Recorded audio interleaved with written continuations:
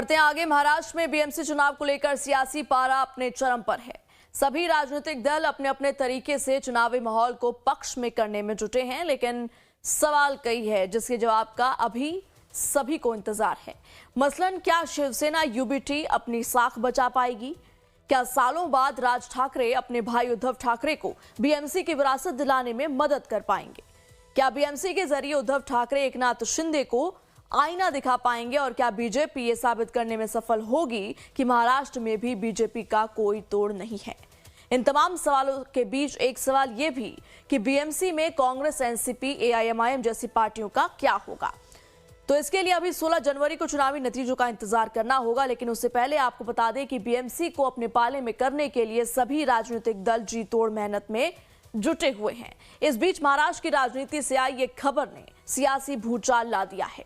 दरअसल चुनाव से ठीक पहले इस बात का खुलासा हुआ है कि साल 2016 में ठाणे पुलिस थाने में दर्ज एक पुराने मामले को दोबारा खोलकर मुख्यमंत्री देवेंद्र फडणवीस और उप मुख्यमंत्री एकनाथ शिंदे को झूठे केस में फंसाने की कथित साजिश हुई। इसके बाद एसआईटी ने अपनी रिपोर्ट में साजिश के लिए 3 वरिष्ठ पुलिस अधिकारियों के खिलाफ आपराधिक मामला दर्ज करने की सिफारिश की गई है। जानकारी के मुताबिक ये रिपोर्ट राज्य की पूर्व पुलिस महानिदेशक रश्मि शुक्ला ने अपनी सेवानिवृत्ति से महज 5 दिन पहले अतिरिक्त मुख्य गृह सचिव को सौंपी थी। देवेंद्र फडणवीस जी और अभी के उप मुख्यमंत्री श्री एकनाथ शिंदे जी को फंसाने की साजिश रची गई थी और इसके लिए पहले के जो मुंबई पुलिस कमिश्नर और तब के डीजीपी संजय पांडे संबंधित अधिकारियों को प्रेशर दे रहे थे और लगातार उनसे पूछताछ हो रही थी कि ये 2 नेता अब तक ये केस में क्यों नहीं फंसाए गए और उनकी अरेस्ट क्यों नहीं की गई। एसआईटी के रिपोर्ट ने अब इसका खुलासा किया है। खैर, अब जांच की आंच कहां तक जाती है और किस किस पर इसकी गाज गिरती है, ये अभी देखने वाली बात होगी। लेकिन इससे इतना तो जाहिर है कि बीएमसी चुनाव में उम्मीदवार और पार्टी हर हथकंडे अपनाने को तैयार है और यही वजह है कि शासन और प्रशासन ने अपनी कमर कस ली है।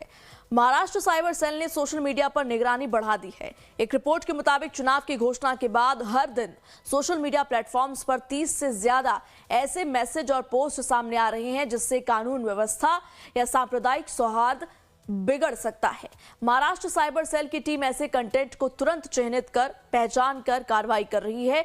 सोशल मीडिया मॉनिटरिंग के लिए खास सॉफ्टवेयर का इस्तेमाल किया जा रहा है जिसमें आर्टिफिशियल इंटेलिजेंस यानी एआई की मदद भी ली जा रही है। इन टूल्स के जरिए ऐसे पोस्ट और कमेंट्स को प्रोएक्टिव तरीके से पहचाना जा रहा है जो ऑब्सेशन फैलाने वाले, मानहानि करने वाले या सांप्रदायिक सौहार्द को नुकसान पहुंचाने वाले कंटेंट हैं। महाराष्ट्र साइबर का सोशल मीडिया मॉनिटरिंग सेल जो है वो बहुत ज़्यादा तेज़ी से काम कर रहा है, उसको मोबिलाइज किया गया है और साथ ही साथ under Maharashtra cyber security project उसको वर्ल्ड के लेटेस्ट टूल्स एंड टेक्नोलॉजीज दिए गए हैं। बहुत सारे सॉफ्टवेयर, ओपन सोर्स सॉफ्टवेयर, माल्टिको सोशल मीडिया को मॉनिटर करने वाले सॉफ्टवेयर हैं, प्लस एआई का भी हम यूज़ कर रहे हैं इन सॉफ्टवेयर के थ्रू, जो कि ऑब्जेक्शनेबल, डिफेमेटरी या स्लैंडरस कमेंट्स हैं जो कि कम्युनल हार्मोनी को डिस्टर्ब कर सकते हैं, उनको हम प्रोएक्टिवली आइडेंटिफाई कर रहे हैं और उनके ऊपर 2 तरह की कार्रवाई कर रहे हैं। महाराष्ट्र में यूपी और बिहार के वोटर निर्णायक होते हैं, लिहाजा बीजेपी सांसद रवि किशन ने भोजपुरी में वीडियो संदेश जारी किया है। बीजेपी के पक्ष में वोट की अपील की है। भाजपा का जो गठबंधन है, उनकी सरकार, एनडीए सरकार, शिंदे साहब से लेके जितने भी हमारी एनडीए सरकार की गठबंधन की खबर बहुत अच्छी आ रही है। 1 साइड स्विप हो रहा है। मोदी जी, देवेंद्र फडणवीस जी, ये डबल इंजन की सरकार पर भरोसा। तो जितना भी हमारे समाजवाद, सब लोगन के प्रणाम, हर हर महादेव। वोट करिए, हम क्षमा चाहे माज खातिर। जहाज का सिचुएशन इस तरह से सब भेजा, फॉग के वजह से कैंसिल हो गई। बीएमसी चुनाव में रवि किशन का वीडियो संदेश इसलिए भी अहम है क्योंकि पिछले लंबे समय से एमएनएस प्रमुख राज ठाकरे की ओर से यूपी और बिहार के लोगों के लिए जहर उगले जा रहे हैं। इतना ही नहीं, कई बार एमएनएस कार्यकर्ता पूर्वांचल के लोगों के साथ मारपीट तक करते हैं। खुद राज ठाकरे इस चुनाव में भी मराठी मानुष का दम भरते दिख रहे हैं। अब ऐसे में यहाँ एक सवाल ये भी उठता है कि क्या इसका नुकसान उद्धव ठाकरे को भी उठाना पड़ सकता है, क्योंकि दोनों भाई इस बार साथ हुंकार भर रहे हैं। हालांकि ठाकरे बंधुओं के लिए चुनौती इतनी सी भर नहीं है। इस चुनाव में एआईएमआईएम भी पूरी मजबूती के साथ मैदान में है।